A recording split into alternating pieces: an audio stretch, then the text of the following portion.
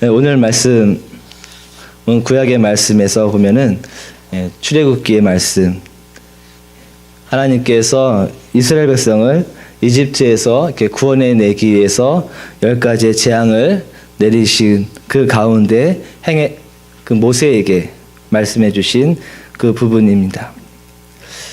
그 다음에 신약의 말씀을 본다면 옛사람, 그리고 새 사람의 말씀이 나옵니다. 저는 이 말씀을 묵상하면서 이렇게 생각해 보면 오늘 말씀에서 매우 이해하기가 편하지 않을까 생각해 봅니다. 즉 바로의 모습을 옛 사람의 모습이라고 생각하시면 됩니다. 바로의 모습을 옛 사람의 모습이다. 내 안에 있는 모습이, 내 안에 버려야 될 모습이 옛 사람의 모습이라면 그 모습이 바로의 모습이다 라고 생각하시면 됩니다. 그리고 새 사람의 모습이란 어떤 모습인가? 바로 하나님께서 이스라엘 백성을 그 이집트에서 꺼집어 내려고 합니다. 그런데 모세가 바로에게 항상 그 재앙이 있기 전에 매번 찾아갈 때마다 하는 이야기가 있습니다. 무엇이냐면 바로 우리의 백성들이, 이스라엘 백성들이 광야에 나가서 하나님 앞에 제사를 지내겠다, 예배를 드리겠다 라고 얘기합니다. 매번 첫 번째, 두 번째, 세 번째, 네 번째 계속해서 재앙이 일어나고 재앙이 끝날 때마다 바로에게 찾아가서 모세가 바로에게 요구한 것 한 가지입니다. 바로 하나님 앞에서 이 백성이 예배 드리는 백성이 되게끔 하겠다라는 것입니다. 즉 새 사람의 모습이란 어떤 모습인가? 바로 하나님 앞에서 나의 마음이 심령을 새롭게 해서 내 마음이 새 예배자, 새로운 그 예배를 갈망하는 예배자가 되겠습니다. 이 마음이 바로 새 사람의 모습, 새 예배자의 모습이 아닐까 생각해 봅니다. 그래서 옛 사람의 모습, 그다음에 새 사람, 새 예배자의 모습을 이렇게 분리해서 한번 생각을 해보았습니다. 오늘 말씀을 함께 묵상하는 동안에 이 옛 사람의 모습과 이 새 사람의 모습을 구별해서 이렇게 묵상한다면 조금 더 이해되지 않을까 생각해 봅니다. 출애굽기 말씀, 오늘의 말씀에 보면요, 여호와께서 모세에게 이르시되 바로에게로 들어가라. 내가 그의 마음과 그 신하들의 마음을 완강하게 함은 나의 표징을 그들 중에 보이기 위함이며 내게 내가 애굽에서 행한 일들 곧 내가 그들 가운데서 행한 표징을 내 아들과 내 자손의 귀에 전하기 위함이라. 너희는 내가 여호와인 줄을 알리라. 이렇게 말씀합니다. 1절을 보면요, 이 말씀을 행했을 때에 벌써 이집트 안에 그 재앙이 7번째나 내리고, 그리고 8번째 재앙을 내리기 직전의 말씀입니다. 그 전에 뭐 강물이 피가 되고, 뭐 파리떼가 울거리고, 개구리떼가 오고 가고, 뭐 악성 종기가 내리고, 우박이 쏟아지고, 엄청난 재앙이 내렸습니다. 그런데 바로의 마음이 변하지 않습니다. 바로의 마음이 이스라엘 백성, 노예로 내가 삼고 있던 이스라엘 백성들을 그들에게 자유를 허락해 주는 것, 그들에게 하나님의 예배자로 그들로 하여금 광야에 가게 하는 것, 그 마음이 허락치 않습니다. 어떻게 보면 변하지 않았다라기보다는 재앙이라고 하는 커다란 문제가 생기면 그때는 이스라엘 백성을 내가 놓아줄게. 광야에 가서 예배를 드리도록 해. 내가 놓아줄게 라고 말합니다. 하지만 그 문제가 해결되고 나면 원래 다시 자신의 모습으로 돌아갑니다. 그래서 우리는 생각합니다. 문제가 해결되었을 때, 그냥 첫 번째 문제가 해결되어졌을 때, 두 번째 문제, 큰 문제를 당하고 두 번째 문제가 해결되어졌을 때, 그때 좀 이스라엘 백성을 놓아주지. 왜? 세 번째 당하고, 네 번째 당하고, 다섯 번째 당하고, 여섯 번째 당하고, 왜 그렇게 계속 문제들을 당하면서도 끊임없이 놓아주지 못하는 것일까? 라는 생각을 해보게 됩니다. 그런데 그것이 바로의 모습에게만 있는 것은 아닙니다. 제가 새벽 예배 때 얘기했던 것 중에 우리나라 민속 그 이야기가 있죠.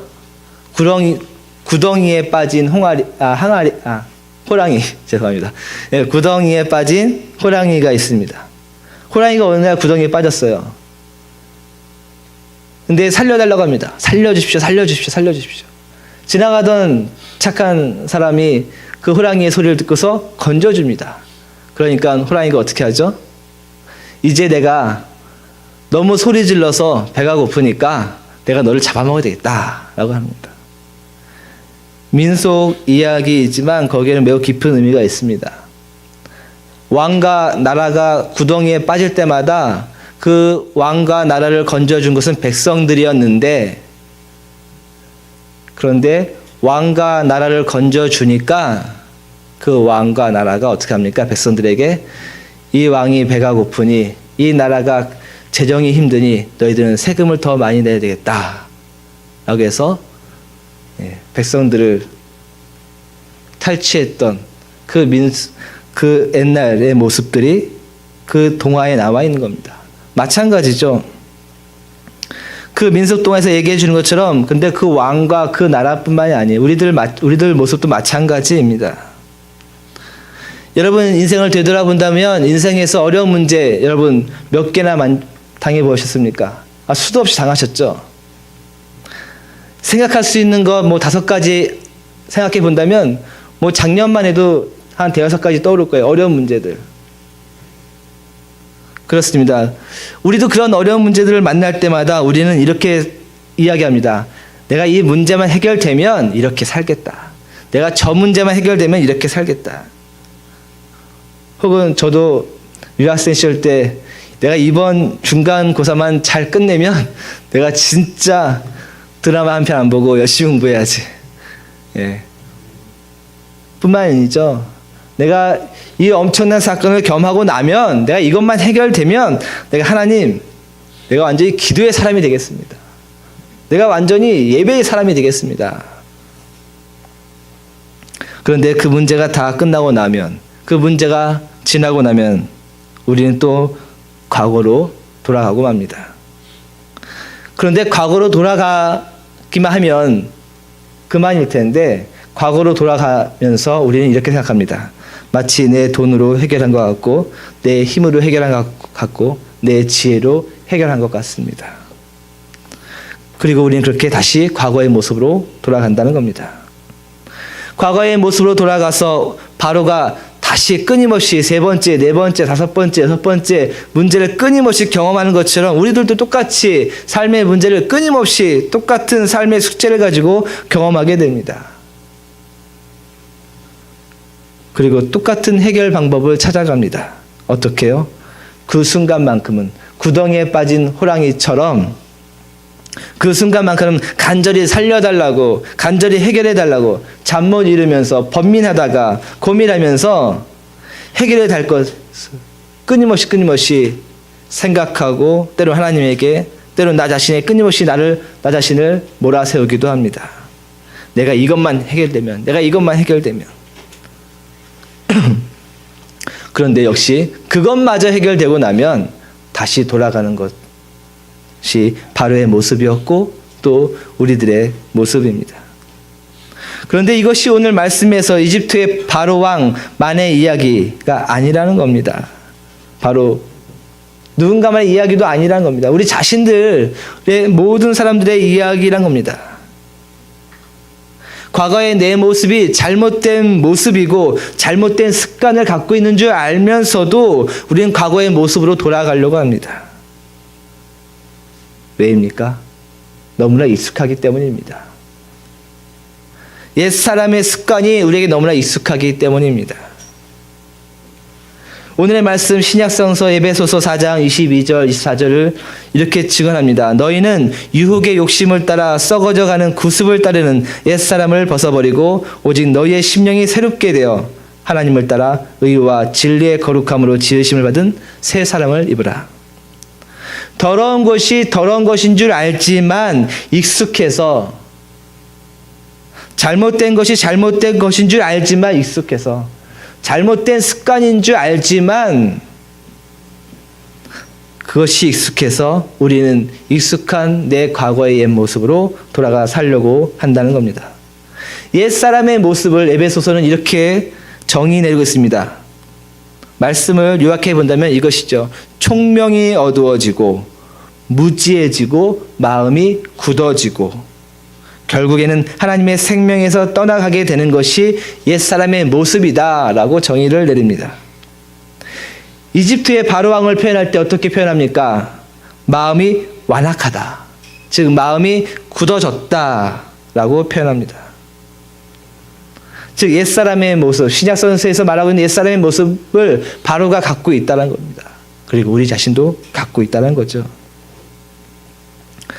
그런데 이집트의 바로 왕을 다시 한번 돌이켜 보면요, 이제 세 번째, 네 번째, 다섯 번째, 여섯 번째 재앙을 경험하고 나니까 이제 바로의 신하들이 이렇게 말합니다. 그 사람들을 보내십시오.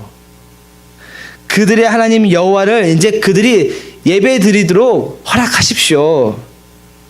왕은 아직도 애굽이 망한 줄을 알지 못하나이까? 라고 묻습니다. 신하들이 보기에도, 요술사들이 보기에도, 일반 사람들이 보기에도 지금 일어나고 있는 이 모든 사건들이 하나님께서 일으키시는 사건들이고, 그리고 점점 그 사건들이 더 거세어지는 것, 그 재난이 점점 더 커져 나가는 것은 왕의 마음이 변하지 않아서 일어나는 사건들인데, 그리고 그 사건들로 인하여서 이집트 전체가 망하고 있다는 것을 왜 바라보지 못하고 이해하지 못합니까? 라고 질문하고 있는 것입니다. 바로 왕은 몇 번의 재앙을 경험하고 그 재앙에서 하나님의 능력으로 그 재앙의 위기에서 벗어났지만 계속해서 옛사람의 모습으로 돌아갔다는 겁니다. 에베소서의 표현처럼 눈이 어두워지고 무지해지고 마음이 굳어져 갑니다. 신하들도 눈치챕니다. 우리 이집트가 지금 망하고 있습니다. 그런데 왕은 그 망하고 있는 것을 바라보지 못합니까? 라고 얘기합니다. 결국 옛사람의 모습을 에베소서가 정의할 때 마지막은 이렇게 정의 내립니다. 하나님의 생명에서 떨어져 나간 모습으로 표현합니다. 결국 어떻게 됩니까? 바로 왕은 아들의 죽음을 경험합니다. 그러나 그것도 잠시만입니다. 군대를 이끌고 이스라엘 백성들을 다시 잡으려고 합니다. 그리고 다시 자신의 군대가 물살에 휩쓸려서 죽는 것을 경험하게 됩니다. 출애굽기 10장 1절과 2절 말씀을 보면 바로와 그 신하들의 마음을 완강하게 굳어지게 만든 것은 하나님이다 라고 밝힙니다. 도대체 이해가 가지 않습니다. 왜 하나님께서 그들의 마음을 완강하게 해서 변하지 않게 하는, 왜 변하지 않는 돌덩어리로 만드셨는가? 그로 인해서 그 많은 재앙을 경험하게 했는가? 이해가 가지 않습니다. 하나님은 그 이유를 곧바로 말씀하십니다. 나의 표징을, 나의 표적을, 나의 사건을 그들 중에 보이기 위함이고, 내가 애굽에서 행한 일들, 곧 내가 그들 가운데서 행한 그 사건들을 너희 아들과 너희 자손의 귀에 전하기 위함이다. 그리고 내가 너희의 여호와인 줄을 알게 하도록 하기 위함이다. 라고 말씀하십니다. 즉 하나님께서는 이집트의 바로 왕이라는 그 인물, 바로 왕이라는 그 인물을 하나의 어떤 징표로서 우리에게 보여주신 것입니다. 즉 마음이 완악하여지고 총명이 어두워지고 자신이 망하고 있는데 망하여 가고 있는 것을 모르고 있는 그 무지한 옛사람의 모습이 결국에는 어떻게 되어가는가, 그것의 보기로서, 그것의 징표로서 이스라엘 백성들에게 그리고 지금 우리들에게 보여주기 위함이다 라고 말씀하고 있습니다. 그래서 훗날에 이스라엘 백성이요 가나안 땅에 들어가고 난 다음에 그들이 하나님과의 언약을 잘 지키고 그들이 하나님의 예배자가 잘 되어지고 하면 좋았겠지만 그들이 하나님의 예배를 배신하고 예배의 제단을 무너뜨리고 그들이 하나님과의 언약을 깨뜨리고 이스라엘 백성들이 하나님으로부터 벗어났을 때 많은 선지자들은 어떻게 이야기합니까? 시편의 말씀, 오늘 말씀에서 읽은 것처럼 시편에서처럼 너희들 왜 그것을 기억하지 못하느냐? 너희들이 왜 출애굽 때의 그때를 기억하지 못하느냐라고 선포하고 있는 겁니다. 끊임없이요. 선지자들은 그 가나안 땅에 정착하면서 하나님을 배신하고 있는, 하나님을 섬기지 않고 떠나가고 있는 이스라엘 백성들 향해서 끊임없이 심판을, 하나님의 심판을 선포할 때 이 출애굽 사건을 선포하는 겁니다. 그래서 하나님의 생명에서 떨어져 나갈 수밖에 없는 옛사람의 모습을 기억하라. 이스라엘 민족에게 그렇게 선포했던 겁니다. 한마디로 표현하면 오늘 말씀, 구약의 말씀은 이것입니다. 그 눈이 어두워져서 그가 무엇을 하고 있는지 바로 보지 못하고 그의 상황이 지금 어떻게 지금 나락으로 떨어지고 있는지 깨닫지 못하는 무지해지고 있는 그 바로왕, 그의 마음이 점점 굳어져 가고 있는 그 바로왕을 바라보라입니다. 바로왕을 한번 바라보라 이겁니다. 신하들도 지금 이집트가 망해가고 있다는 것을 알고 있는데 자기 혼자 눈 어두워서 보지 못하고 깨닫지 못하고 있고 마음이 굳어져 가고 있는 그 바로왕을 한번 바라보라. 그 끝이 어떻게 되었는지 바라보라 이것입니다. 10가지 재앙은 단지 하나님께서 이집트를 향한 재앙 또는 이집트에서 이스라엘 백성을 구출하기 위한 어떤 계획으로서의 10가지 재앙만 뜻한 것은 아닙니다. 이스라엘 백성으로 하여금 하나님을 경험하도록, 그 노예 생활하면서 하나님을 전혀 경험하지 못했던 이스라엘 백성으로 하여금 하나님이 어떤 분인지를 경험하도록 하게 하는 사건입니다. 그 재앙을 통해서 이스라엘 백성들은 하나님을 바라보게 하는 겁니다. 그리고 가나안 땅에서 이스라엘 백성들이 하나님을 잊어버릴 때 계속해서 선포하는 겁니다. 그때의 하나님을 기억하라.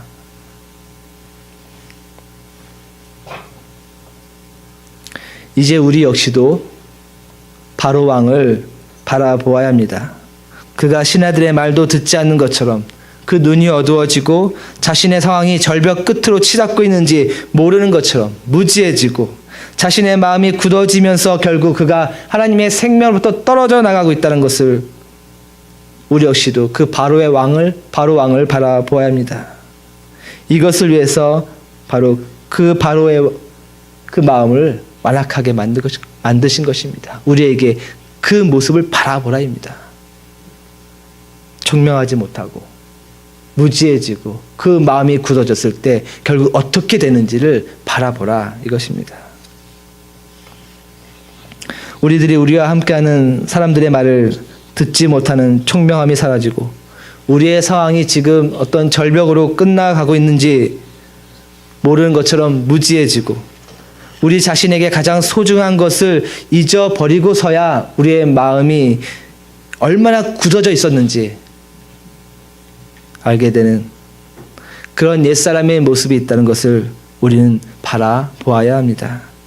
이런 옛사람의 모습이 우리 안에 있고 항상 우리 자신은 그런 옛사람의 모습으로 돌아가려 한다는 것을 우리는 꼭 기억해야 됩니다. 다시 한번 질문해 봅니다. 우리는 왜 옛사람으로 돌아가려고 합니까? 익숙하기 때문입니다. 문제가 어떤 발생했을 때 그 문제 앞에서 나는 그렇게 간구했고 간절했는데 그 문제가 해결되고 나면 우리는 옛사람으로 돌아갑니다. 왜냐하면 익숙하기 때문입니다. 그리고 또 한 가지가 있습니다. 두렵기 때문입니다. 이스라엘 백성이 숫자가 많아졌으니 그들이 폭동을 일으키면 어떻게 할까? 두려운 마음에 바로왕은 이스라엘 백성들에게 노역을 시킵니다. 이스라엘 백성들이 노예들로서 잘 지내고 있었는데 이들로 인해서 우리나라가 막 건축도 생기고 했었는데 이들이 떠나고 나면 어떻게 될까? 또 이들이 떠나고 난 다음에 다시 우리나라를 공격해오면 어떡할까? 두려움이 일어나고 있는 겁니다. 이 노예들이 다 빠져나가고 나면 이 나라를 내가 어떻게 이끌고 나가야 될까? 바로왕은 두려운 것입니다. 우리도 마찬가지죠. 때로는 내가 정말로 변했을 때 내 모습이 두렵습니다. 내가 정말로 기도한 사람이 되면 정말 두려울 것 같아. 정말로 내가 정말로 예배 드리는 사람이 되면, 내가 정말로 신령과 진정으로 예배 드리는 사람이 된다는 것이 두려워.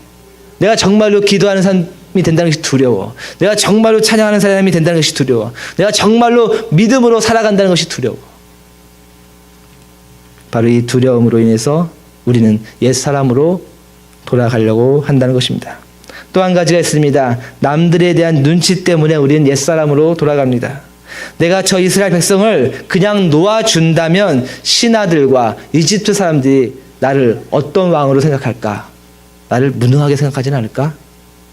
남들에 대한 눈치 때문일 수 있습니다. 우리도 마찬가지죠.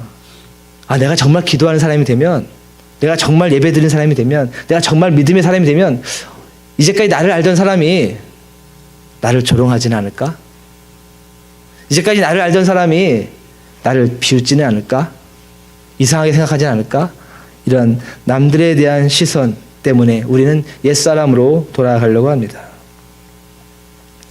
익숙한 것을 놓지 못하는 모습 때문에 옛사람을 버리지 못합니다. 열심히 기도하는 내 모습, 혹은 찬양하는 내 모습, 마음의 중심을 드리는 예배자의 내 모습이 나에게 익숙하지 않다는 이유로 옛사람을 버리지 못합니다. 옛사람을 버리지 못하고 어떻게 기도로, 어떻게 찬양으로, 어떻게 예배로, 어떻게 믿음으로 나의 삶을 이끌어갈 수 있을까? 어떻게 믿음으로 나의 가정을 이끌고, 어떻게 기도로 나의 이 모든 어려운 이 이민 생활을 이끌어 나갈 수 있을까 하는 두려움 때문에 옛사람의 모습을 버리지 못한다는 겁니다. 과연 믿음으로 내가 나의 내일을 살아갈 수 있을까? 내가 나의 기도로 정말 내가 나의 미래를 책임지고 살아갈 수 있을까? 이 두려움 때문에 우리는 옛사람을 버리지 못한다는 겁니다. 또 한 가지는 바로 말씀드린 것처럼 내가 정말로 변했을 때, 내가 정말 변하고자 하는 나의 모습을 누군가 나와 함께하는 사람이 쳐다보았을 때 나를 조롱하지는 않을까 하는 다른 사람들의 시선과 비판 때문에 그런 옛사람의 모습으로 돌아오려고 만다는 겁니다. 사랑하는 그리스도인 여러분, 이제 우리는 오늘 신약의 말씀 에베소서 4장 23절 24절의 말씀을 새겨 들어야 됩니다. 23절의 말씀을 기억하십시오. 오직 너희의 심령이 새롭게 되어, 오직 너희의 심령이 새롭게 되어. 23절 이 말씀을요, 영어로 이렇게 보면, 한글로 말하면 심령이 새롭게 한다는 뜻을 영어로 본다면 조금 더 구체적으로 알 수가 있습니다. 한마디로 쉽게 풀이해 본다면 마음의 자세를 새롭게 하라는 뜻입니다. 그렇죠? New in the attitude of mind. 그렇죠? 마음의 자세를 새롭게 하라는 뜻이에요. 심령을 새롭게 하라는 뜻은 마음의 자세를 새롭게 하라는 뜻입니다. 말씀을 향한 내 마음의 자세, 기도를 향한 내 마음의 자세, 예배를 향한 내 마음의 자세, 내 가정에 대한 내 마음의 자세, 내 인생에 대한 내 마음의 자세, 나와 함께하는 사람들 향한 내 마음의 자세, 그리고 하나님을 향한 내 마음의 자세를 새롭게 하라, 이것입니다. 인생의 폭풍은 누구에게나 다가옵니다. 인생의 폭풍을 향해 우리는 어쩔 수 없이 설 수밖에 없습니다. 그랬을 때 그 마음의 자세를 새롭게 하라, 이것입니다. 하나님을 향한 내 마음의 자세, 하나님을 향한 예배자의 자세를 새롭게 하라, 이것입니다. 이전의 마음의 자세, 즉 옛사람으로서 그 마음에 품고 있던 그 마음의 자세를 이제 벗어버리고 마음의 자세를 새롭게 하라, 이것이 심령을 새롭게 하자는 뜻입니다. 24절의 말씀을 보십시오. 하나님을 따라 의와 진리의 거룩함으로 지으심을 받은 새 사람을 입으라. 간추려 말하면요, 24절 간추려 말한다면 이것입니다. 하나님을 향하여서 거룩함의 새 사람이 되라, 이것입니다. 거룩함, 한마디로 말하면 구별을 의미합니다. 거룩함의 새 사람이 되라. 쉽게 말하면 구별하는 성도가 되라, 이것입니다. 즉 분명한 구별된 선을 우리의 삶에 그어야 한다는 겁니다. 옛사람의 내 모습을 향해 선을 그을 수 있어야 한다는 겁니다. 이러한 모습이 내 옛사람의 모습이구나 라고 선을 그으십시오. 이러한 모습이 실제로는 옛사람의 모습으로 돌아가려고 하는 내 모습이구나 하고 선을 그으라는 겁니다. 이러한 모습이 내가 버려야 되는 옛사람의 모습이구나 라고 선을 그으라는 겁니다. 이렇게 선을 긋다 보면 나의 서 있는 이 자리는 거룩한 자리가 된다라는 겁니다. 옛 사람으로서의 내 모습을 향해서 선을 분명하게 그으십시오. 이것이 거룩한 성도의 길입니다. 옛 사람으로 돌아가려는 내 자신의 익숙함, 어떤 두려움, 남들에 대한 시선, 이것에 대해서 선을 분명히 그으십시오. 이전의 모습과는 분명한 구별의 선이 명확한 그리스도인, 그것이 마음의 자세를 새롭게 하는 그리스도인의 모습이 되는 것입니다. 이제 한 주간 우리에게 또다시 다가옵니다. 다가오는 한 주간 저는 여러분들에게 옛사람의 모습에서 새 사람으로 사십시오 권면합니다. 이때 어떻게 새 사람으로 살 것인가? 오늘 말씀은 이렇게 지원하고 있습니다. 거룩함, 구별. 정확하게 구별하는 그 선을 여러분의 삶에 그어 놓으십시오. 옛사람의 모습을 보십시오. 바로가 과연 어떠한 모습으로 끝나버리고 말았습니까? 옛사람의 모습으로 지금 우리는 더 이상 살아갈 수 없다는 겁니다. 하나님의 예배자로, 새 사람으로, 새 심령으로, 새로운 마음의 자세로 부르시는 그 하나님 앞에 성도의 길을 꾸준히 걸어가는 그리스도의 축복이 여러분과 함께 있기를 주님의 이름으로 축원드립니다.